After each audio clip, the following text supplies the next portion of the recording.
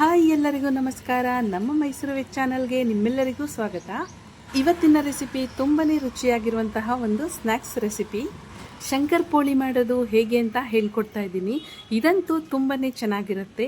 ಚಿಕ್ಕ ಮಕ್ಕಳಿಗೆ ದೊಡ್ಡವ್ರಿಗೆ ಎಲ್ಲರಿಗೂ ತುಂಬನೇ ಇಷ್ಟ ಆಗುವಂತಹ ಸ್ನ್ಯಾಕ್ಸ್ ರೆಸಿಪಿ. ಈ ಥರ ಶಂಕರ್ ಪೋಳಿನ ಮಾಡಿಕೊಂಡು 1 ತಿಂಗಳವರೆಗೂ ಸ್ಟೋರ್ ಮಾಡಿ ಇಟ್ಕೊಳ್ಬಹುದು. ಅದೇ ಕ್ರಿಸ್ಪಿನೆಸ್ ಇರುತ್ತೆ, ಅದೇ ಟೇಸ್ಟ್ ಇರುತ್ತೆ, ತುಂಬನೇ ಚೆನ್ನಾಗಿರುತ್ತೆ. ಹಾಗಾದರೆ ಶಂಕರ್ ಪೋಳಿ ಮಾಡೋದು ಹೇಗೆ ಅಂತ ನೋಡೋಣ ಬನ್ನಿ. ಇದನ್ನು ಮಾಡೋದಕ್ಕೆ ಮೇನ್ ಮೈದಾ ಹಿಟ್ಟು ಬೇಕು. 2 kg ಮೈದಾ ಹಿಟ್ಟನ್ನು ತಗೊಳ್ತಾ ಇದ್ದೀವಿ. ಇದಕ್ಕೆ ಅರ್ಧ kgಯಷ್ಟು ಚಿರೋಟಿ ರವೆನ ಹಾಕ್ಕೊಳ್ತಾ ಇದ್ದೀವಿ. ಚಿರೋಟಿ ರವೆ ಹಾಕ್ಕೊಳ್ಳೋದ್ರಿಂದ ಶಂಕರ್ ಪೋಳಿ ತುಂಬಾ ಕ್ರಿಸ್ಪಿಯಾಗಿ ಬರುತ್ತೆ. ಚಿರೋಟಿ ರವೆ ಬೇಡ ಅನ್ನೋರು ಸ್ಕಿಪ್ ಮಾಡಿಕೊಂಡು ಮೈದಾ ಹಿಟ್ಟನ್ನೇ ಹಾಕ್ಕೊಳ್ಬಹುದು. ಇದಕ್ಕೆ ಅರ್ಧ kgಯಷ್ಟು ಸಕ್ಕರೆನ ಹಾಕ್ಕೊಳ್ತಾ ಇದ್ದೀವಿ. ಸಕ್ಕರೆನ ಡೈರೆಕ್ಟಾಗಿ ಹಿಟ್ಟಿಗೆ ಹಾಕ್ಕೊಂಡ್ರೆ ಕರಗೋದಿಲ್ಲ.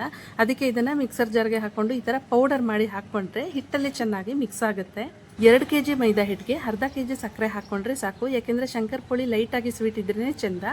ಇದಕ್ಕೆ 1 ಚಿಟಿಕೆಯಷ್ಟು ಉಪ್ಪನ್ನು ಹಾಕ್ಕೊಳ್ತಾ ಇದ್ದೀವಿ. ಉಪ್ಪನ್ನು ಜಾಸ್ತಿ ಹಾಕ್ಕೊಳ್ಬಾರ್ದು. ಇದಕ್ಕೆ 50 ಗ್ರಾಮಷ್ಟು ಸೋಂಪುಗಳನ್ನು ಹಾಕ್ಕೊಳ್ತಾ ಇದ್ದೀವಿ. ಸೋಂಪುಗಳನ್ನು ಮಿಕ್ಸರ್ ಜಾರ್ನಲ್ಲಿ ತರಿತರಿಯಾಗಿ ಪೌಡರ್ ಮಾಡಿ ಹಾಕ್ಕೊಂಡ್ರೆ ಫ್ಲೇವರ್ ತುಂಬ ಚೆನ್ನಾಗಿ ಬರುತ್ತೆ.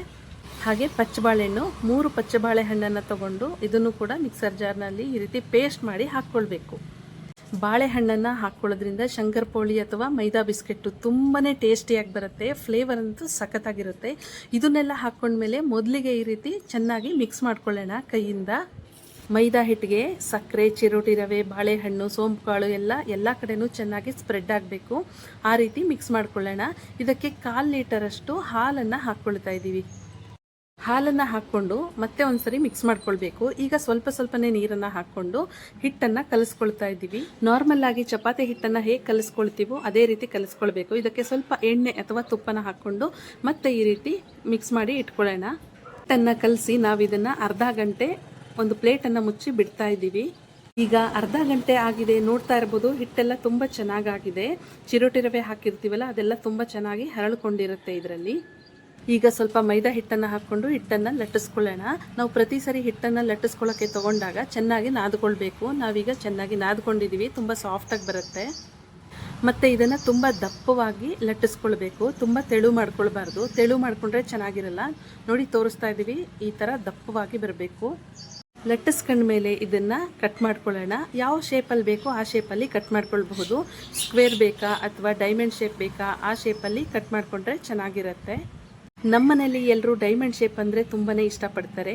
ಸೊ ಹಾಗಾಗಿ ನಾವು ಇದನ್ನು ಡೈಮಂಡ್ ಶೇಪಲ್ಲೇ ಕಟ್ ಮಾಡ್ಕೊಳ್ತಾ ಇದ್ದೀವಿ. ಮತ್ತು ಈ ಶಂಕರ್ ಪೋಳಿನ ಮಾಡೋದು ತುಂಬಾ ಈಸಿ, ಇನ್ಸ್ಟೆಂಟಾಗೂ ಆಗುತ್ತೆ.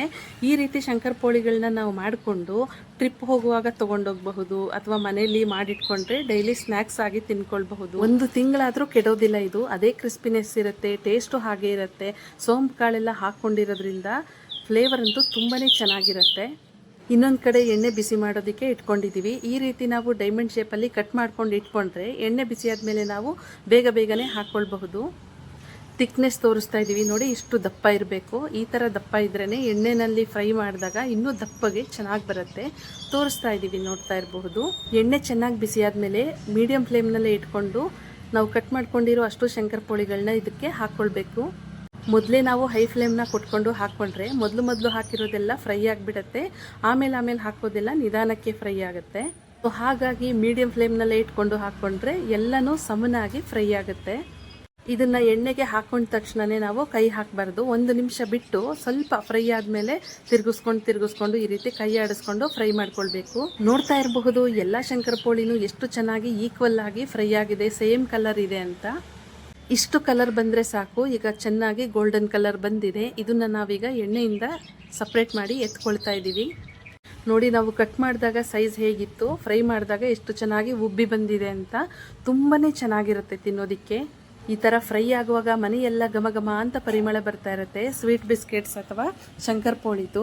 ಈ ಥರ ಶಂಕರ್ ಪೋಳಿನ ಮಾಡೋದಕ್ಕೆ ನಾವು 2 kg ಮೈದಾ ಹಿಟ್ಟನ್ನು ಹಾಕಿದ್ದೀವಲ್ಲ, ನಿಮ್ಗೇನಾದರೂ ಇನ್ನೂ ಕಡಿಮೆ ಮಾಡ್ಕೊಳ್ಬೇಕು ಅನಿಸಿದ್ರೆ ನಾವೇನು ಮೆಜರ್ಮೆಂಟ್ ತೋರಿಸಿದ್ದೀವಿ ಅದರಲ್ಲೆಲ್ಲ ನೀವು ಅರ್ಧ ಹಾಕ್ಕೊಳ್ಬಹುದು.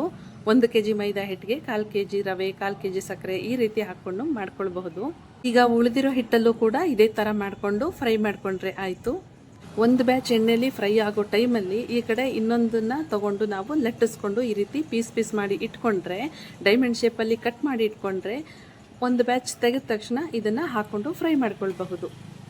ತುಂಬ ಈಸಿಯಾಗಿ ಮಾಡ್ಕೊಳ್ಬಹುದು ಮತ್ತು ಒಬ್ಬರೇ ಮಾಡ್ಕೊಳ್ಬಹುದು. ಬಿಗಿನರ್ಸ್ ಇದ್ರೂ ಹೊಸ್ದಾಗಿ ಮಾಡ್ತಿದ್ದೀವಿ ಅನ್ನೋರಿದ್ರೂ ಈಸಿಯಾಗಿ ಇದನ್ನು ಮಾಡ್ಕೊಳ್ಬಹುದು. ಇದೇನಷ್ಟು ಕಷ್ಟ ಅನಿಸೋದಿಲ್ಲ, ತುಂಬಾ ಈಸಿ. ಮನೇಲಿ ಏನಾದರೂ ಚಿಕ್ಕ ಮಕ್ಕಳಿದ್ರೆ ಓಡಾಡ್ಕೊಂಡು ತಿಂತಾ ಇರ್ತಾರೆ. ತುಂಬಾ ಟೇಸ್ಟಿಯಾಗಿರುತ್ತೆ. ನೋಡ್ತಾ ಇರ್ಬೋದು, ಕಲರ್ ನೋಡಿದ್ರೇ ಗೊತ್ತಾಗುತ್ತೆ. ಕಲರ್ ಹೇಗೆ ಚೆನ್ನಾಗಿದೆಯೋ ಟೇಸ್ಟು ಕೂಡ ಅದಕ್ಕಿಂತ ಡಬಲ್ ಆಗಿದೆ. ನೋಡಿದ್ರಲ್ಲ ಶಂಕರಪೋಳಿ ಅಥವಾ ಸ್ವೀಟ್ ಬಿಸ್ಕೆಟ್ಸ್ನ ಮಾಡೋದು ಎಷ್ಟು ಈಸಿ ಅಂತ. ಈ ರೆಸಿಪಿ ನಿಮ್ಮೆಲ್ರಿಗೂ ಇಷ್ಟ ಆಗಿದ್ರೆ ನಮ್ಮ ಚಾನಲ್ನ ಲೈಕ್ ಮಾಡಿ, ಶೇರ್ ಮಾಡಿ, ಸಬ್ಸ್ಕ್ರೈಬ್ ಮಾಡಿ, ಪಕ್ಕದಲ್ಲಿರುವಂತಹ ಬೆಲ್ಲೈಕನನ್ನು ಕ್ಲಿಕ್ ಮಾಡಿ. ನೀವು ಈ ರೆಸಿಪಿನ ಮಾಡಿಕೊಂಡು ಹೇಗೆ ಬಂತು ಅಂತ ಕಮೆಂಟ್ ಮೂಲಕ ನಮಗೆ ನಿಮ್ಮ ಅನಿಸಿಕೆಗಳನ್ನು ತಿಳಿಸಿ.